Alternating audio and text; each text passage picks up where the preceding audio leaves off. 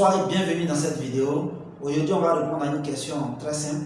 Qu'est-ce que la blockchain? Mais avant, pour ceux qui ne me connaissent pas, je suis Fofana Lassina, expert en sécurité informatique, développeur d'applications, chef d'entreprise aussi. Voilà. Donc, pour aller au vif du sujet, on va faire très simple.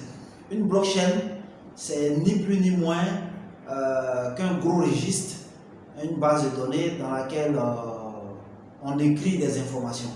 Voilà. Dans le cas de la crypto-monnaie, ce sont des transactions. X a envoyé à A, B a envoyé à C, c'est ce qu'on écrit là-dedans. Mais quelle est la particularité de cette technologie? La particularité fondamentale de la technologie en question est que cette base de données n'est détenue par aucune personne.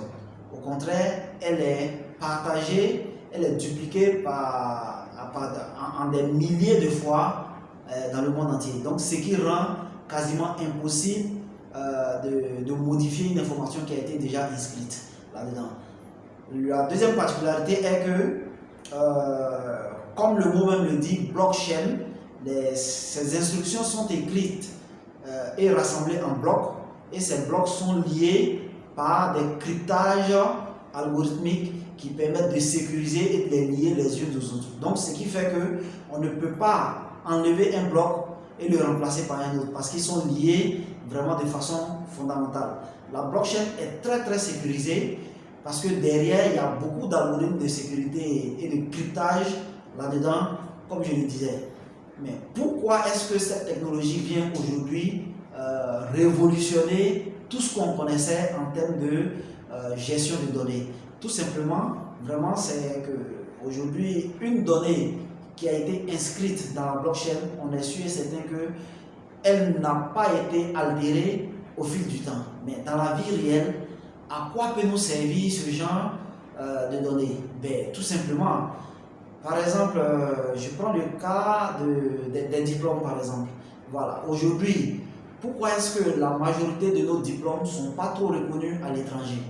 Tout simplement parce que, vu le niveau généralement de corruption qui existe dans les États et autres, il est très facile pour quelqu'un aujourd'hui d'aller corrompre d'autres personnes, disons des responsables d'établissements et autres, pour leur faire des faux vrais diplômes.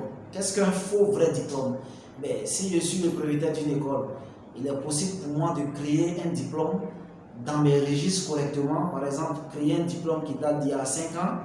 Il suffit pour moi d'inscrire régulièrement la personne en question à une date antérieure à aujourd'hui et aussi à produire un diplôme antérieur. Donc, avec toutes les vérifications qui vont se faire, naturellement, on va voir que la personne est inscrite. Mais le diplôme sera authentique.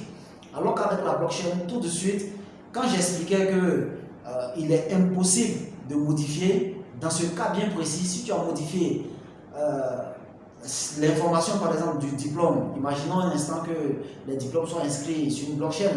Voilà. Donc si tu as modifié une information sur une blockchain ici, ben, tu devras aussi retrouver toutes les copies de cette blockchain pour pouvoir faire la même modification, sinon ça ne vaudra rien. Donc voilà juste un peu un exemple palpable d'utilisation de la blockchain. La blockchain s'utilise vraiment dans plusieurs domaines d'activité aujourd'hui.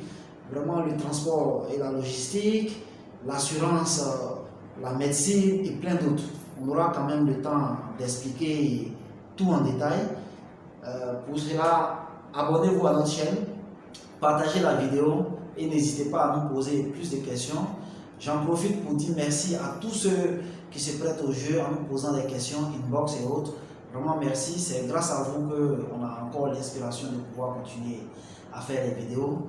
Merci, on se dit à très bientôt pour une autre question.